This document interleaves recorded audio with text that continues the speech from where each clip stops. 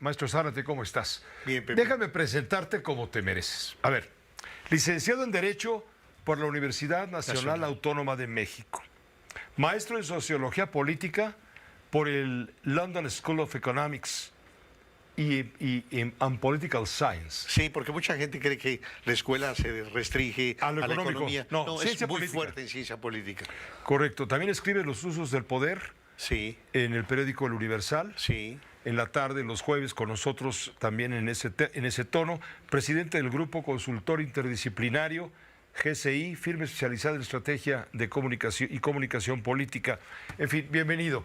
Ya te Gracias por hice la todo el presentación. currículum de 2 minutos, pero como mereces y mucho más, por supuesto. Es un honor para nosotros estar contigo. No, para mí es un privilegio. No faltaba más. Llega la hora crítica Sí. y va a haber sangre desde el punto de vista político. Ojalá que solamente eso. Va a haber inconformidad. Sí, mucha, Pepe. A mí un dato que me inquieta, que me preocupa como analista de los fenómenos del poder, es el imaginar qué es lo que va a ocurrir en la noche del día 2 o particularmente a partir del 3 de junio, cuando conozcamos los resultados, sobre todo de la elección presidencial.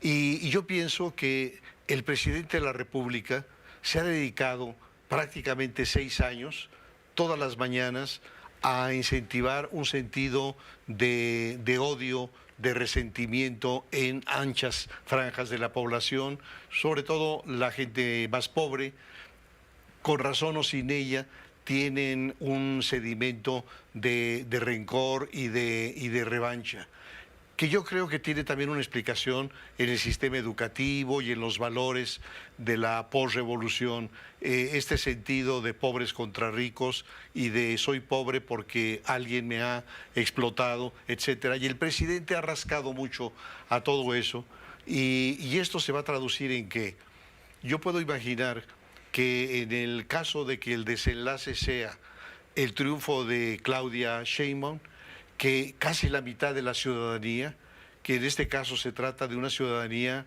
de clases medias, con una cultura cívica, con una cultura democrática, bien informada, va a sentir una tristeza profunda, una depresión enorme, porque ellos han seguido con atención lo que ha sido este gobierno.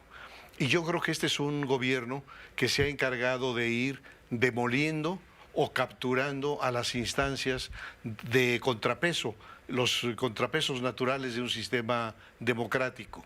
Entonces ha derruido instituciones, ha colonizado otras como la Comisión de los Derechos Humanos, ha golpeado, maltratado al Instituto Nacional Electoral, ha modificado el sistema educativo. Ha querido dogmatizar el sistema educativo. Sí, reemplazar la educación por ideología. Eso. Y unos conceptos absurdos como por ejemplo eliminar la evaluación, todos aprobados, lo cual apunta no hacia una educación de calidad o de excelencia, sino todo lo contrario. ¿Y qué decir del sistema de salud?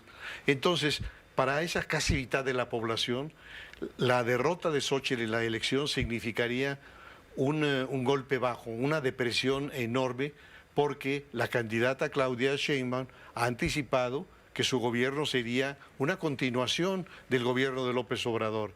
Y para colmo, Pepe, el presidente ha enviado al Congreso un paquete de reformas constitucionales y legales que prácticamente definen qué es lo que el presidente quiere hacer en los próximos 6 años cuando él ya no sea presidente. Y entonces, ¿qué va a pasar? La destrucción del Instituto Nacional Electoral, la institución a partir de la cual los votos empezaron a contarse y empezaron a contar. La desnaturalización del Poder Judicial. Hoy los jueces y los magistrados, después de una larga carrera y de múltiples evaluaciones, van ascendiendo. No, la propuesta consiste en que ahora sean votados por el pueblo quienes van a ser los jueces, y esto introduce una deformación muy acentuada. Así que mi percepción es que si ganara la elección Claudia Sheinbaum, esa casi mitad de la sociedad, fundamentalmente de clases medias, se sentiría absolutamente triste. Pero lo dramático es que a la inversa ocurriría algo similar o peor. Es decir, que si ganara Xóchitl Gálvez, estos anchísimas franjas de la sociedad que han sacralizado al presidente, que lo han visto casi con rasgos de santidad y que siente que es el mejor presidente de México, se sentirían frustrados porque el proyecto de llevarlos a la tierra prometida estaría frustrándose. De tal manera que lo triste de lo que va a ocurrir el 2 de junio es que gane quien gane, va a haber millones de mexicanos muy dolidos y muy frustrados. Si no hay la intención ética de unir lo que el presidente López Obrador desunió, no auguras un buen gobierno y auguras también al mismo tiempo que la silla del águila, la silla del gran poder, se convierte en la silla eléctrica para quien se siente en ella. Yo creo que la decisión del presidente de escoger a Claudia Sheinbaum, y lo hemos platicado, tiene que ver con una serie de factores. Quizá un primero es que Claudia, a diferencia de Marcelo o de su paisano, es la nacida de sí. Es decir, Claudia es su creación.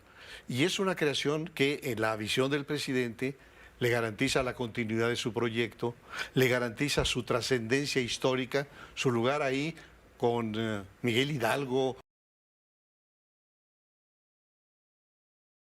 ¿No? Sí, desde luego, es algo totalmente fuera de realidad. Estás hablando de un... A menos que piense el presidente seguir gobernando tras mano. Y se cumpla lo que dice Xóchitl Gálvez de que su adversaria de Morena pues es alguien a quien manipulan. Yo creo que sí, Pepe. Yo creo que si observamos con frialdad, ¿quién decidió quiénes serían los candidatos a las gubernaturas en disputa? ¿Claudia? No, fue Andrés Manuel. ¿Quién anticipó quiénes van a ser los coordinadores parlamentarios en el Senado y en la Cámara de Diputados? Andrés Manuel. ¿Quién es el que tiene las bases sociales? No están con Claudia, están con Andrés Manuel, él se las presta. Está el tema de la revocación de mandato.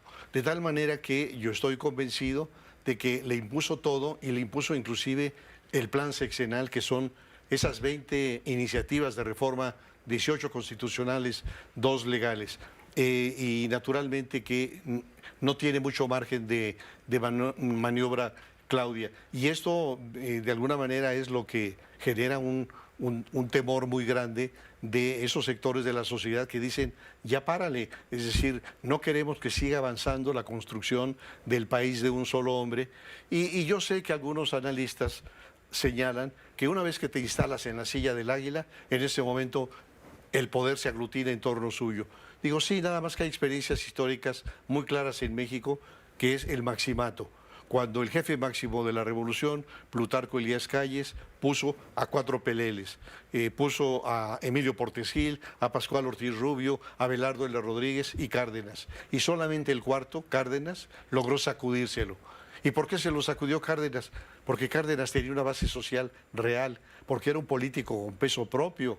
Hay que recordar que Lázaro Cárdenas abandonó la imprenta de Jiquilpan a los 18 años para sumarse a la revolución, que a los 25 ya era general, que cuando llega a la presidencia de solo 38 años ya había sido presidente del partido, ya había sido secretario de Guerra y Marina, es decir, tenía una fuerza propia, pero en este caso mi impresión es que la doctora Sheinbaum no tiene esa fuerza propia, toda su fuerza es derivada por Andrés Manuel y en esa medida es él el que finalmente va a dirigir.